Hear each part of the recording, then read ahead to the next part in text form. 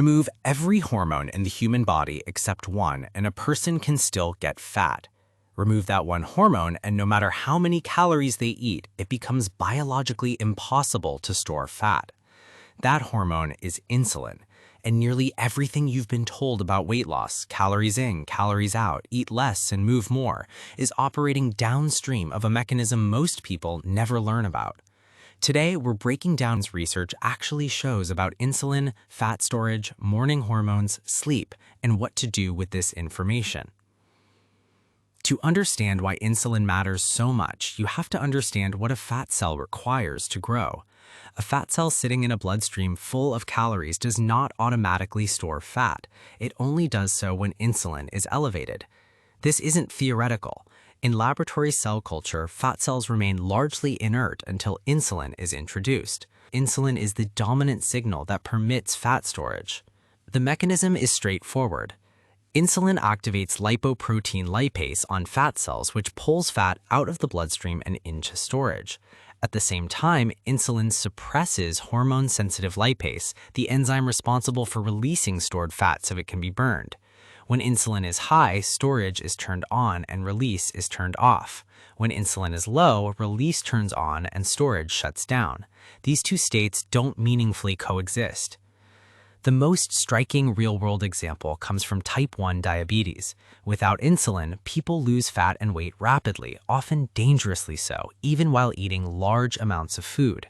When insulin therapy begins, fat gain can happen quickly, even without increased calories. Some individuals have dangerously exploited this by underdosing insulin to stay thin. It's medically reckless, but it demonstrates the point clearly. Insulin is the gatekeeper that allows fat storage to occur. Now, here's where most people get stuck.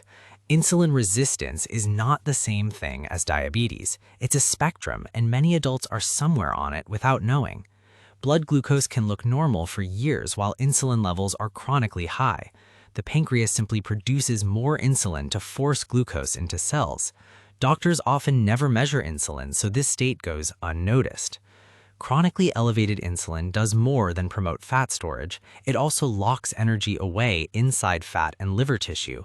A study published in Cell Metabolism measured total circulating energy, glucose, fatty acids, ketones, everything the brain can use. When insulin spikes after a high-carbohydrate meal, total energy in the blood drops. Fuel is cleared into storage faster than the brain can access it. Since the brain relies entirely on real-time blood fuel, this drop shows up as fatigue, brain fog, and hunger shortly after eating.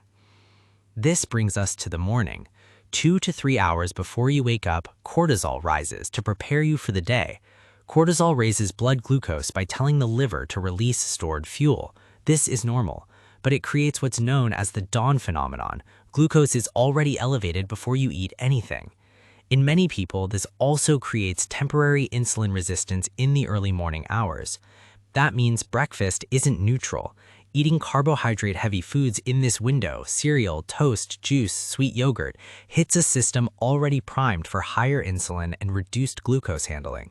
For insulin-resistant individuals, this often pushes the body further toward fat storage and energy crashes.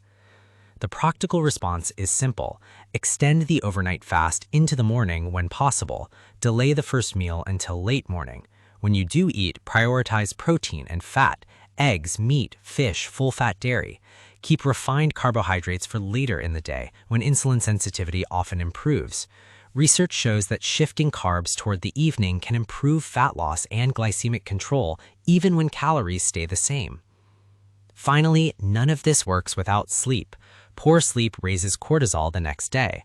Cortisol directly increases hunger signals in the brain, suppresses satiety signaling, and amplifies cravings for high-sugar, high-fat foods. After a short night of sleep, cravings aren't a failure of discipline. They're a predictable neurochemical response. The takeaway is clear. Insulin is the primary hormonal gatekeeper of fat storage. Fat loss becomes easier when insulin exposure is lower and better timed. Morning food choices, meal timing, and sleep all influence this system. Fix the hormone environment, and everything downstream, hunger, energy, and fat loss, follows. This is educational information, not medical advice. If you're managing a metabolic condition, work with your healthcare provider before making changes.